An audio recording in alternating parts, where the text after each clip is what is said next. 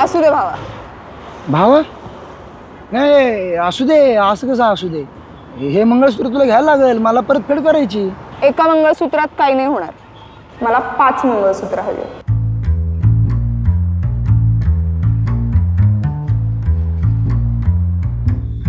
पुढच्या 25 दिवसात आपल्याला 5 चोऱ्या करायच्या. पहिल्या 10 दिवसात तू शहरी झोपडपट्टी भागामधल्या 5 म्हाताऱ्या बायका शोधायच्या, ज्यांच्या अंगावर 5 ते 6 तोळे सोनं असेल. त्यापेक्षा जास्तही नको आणि कमी चालणार नाही. कमी जास्त का नाही चालणार? सोनं कमी असेल तर एवढी रिस्क घेण्यात अर्थ नाही, आणि सोनं जास्त असेल तर त्या बायकांची पोहोच पण जास्त असणार. म्हाताऱ्या बायका झाटापट नाही करू शकणार, आणि केलीस तर आपल्याला लय काही जड जाणार नाही, तर मला कळलं. पण मग झोपडपट्टीतल्याच बायका का?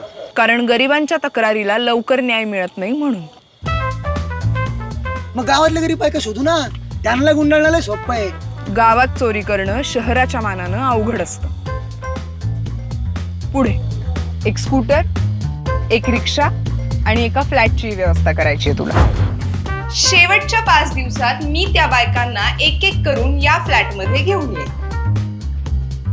मग त्यांच्या अंगावरचं सगळं सोनं आणि पैसे काढून घेतल्यानंतर त्या बायकांना त्यांच्या घरी रिक्षातून पोहोचवण्याची जबाबदारी तुझी.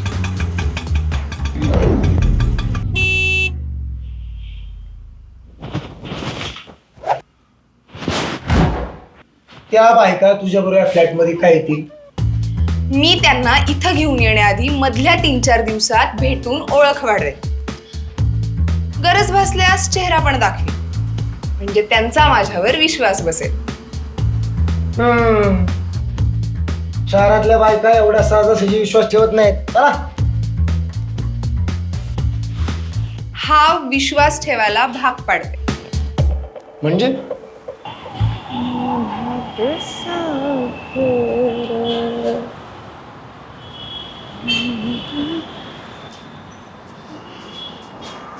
मावशी, बँक लोन नाही देते, मी आहे ना.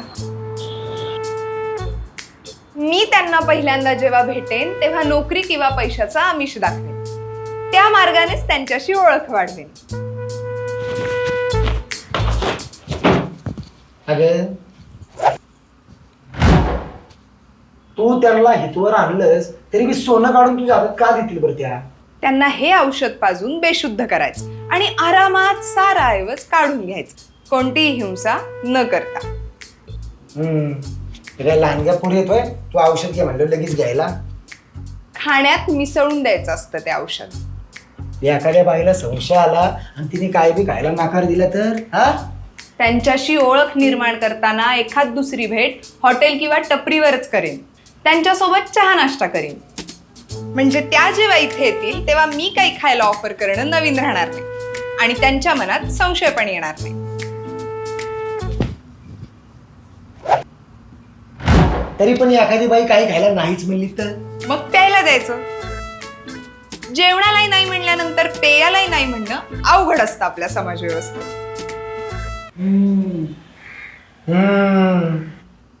अवघड असतंय पण अशक्य नसते. चला, गरज निर्माण करून ती अशक्यता नष्ट करायची. म्हणजे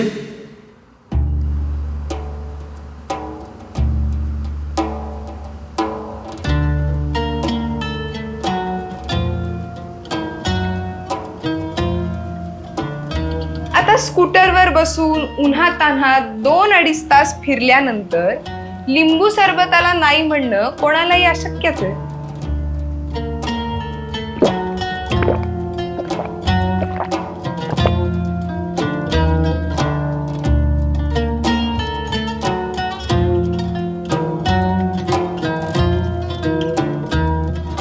वा ग वा, म्हणजे तू त्या सगळ्या बायकांना 3-4 वेळेला भेटणार, ती बी सार्वजनिक ठिकाणी, स्वतःचा चेहरा बी दाखवणार, स्कूटरवर बसून अख्ख्या शहरभर फिरवणार आणि मग ह्या फ्लॅटवर आणणार.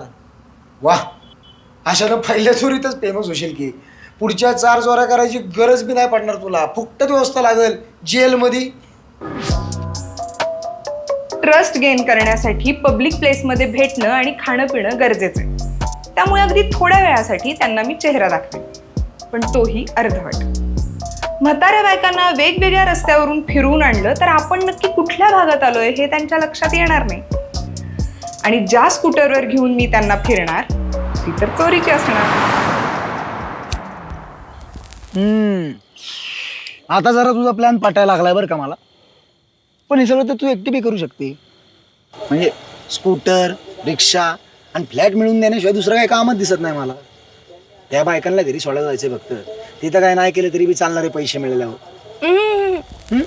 एक पिढी स्त्री स्वतः गाडीवर बसून गेली आणि रिक्षानं परत आली तर गुन्हा नक्की कुठल्या भागात घडला, केस कुठल्या चौकीत नोंदवायची, याच्यातच बराच वेळ जाईल आणि आपल्याला अंडरग्राऊंड व्हायला वेळ मिळेल. 2 तू रिक्षानं त्या बायकांना घरी सोडायला गेलास तर गुन्हा नक्की एका बाईनं केलाय की एका पुरुषाने की ग्रुपने केलाय असा प्रश्न निर्माण होईल आणि पोलीस तपासाची सुरुवातच कन्फ्युजनने होईल. 3 कुठलीही इजा न होता त्या बायका जर त्यांच्या घरी सुखरूप पोहोचल्या तर केस लाईट राहील. 4 last but definitely not the list, काही चुकीचं घडलंच तर तू माझा बॅकअप असशील.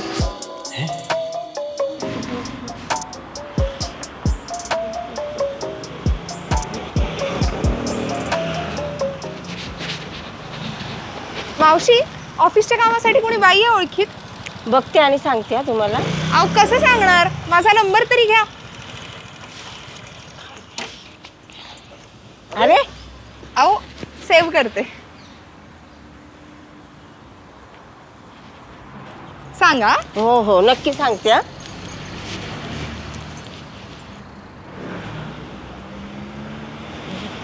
काय हो मावशी, मिळाली का कोणी बाई? नाही ना हो, मिळाली की तुमचा नंबर नक्की देईल हा. जरा लवकर कुणी मिळालं तर बरं होईल हो. काय ना, माझा बिझनेस नवीन आहे, सगळं काम माझ्या एकटीवर पडलंय हो. मला कुणीतरी मदतीला लागेल. अहो ऑफिसचं काम म्हटलं की शिकल्या सवरलेली लागेल ना कुणीतरी. नाही नाही, खरं तर मला तुम्ही पण चालणार आहात.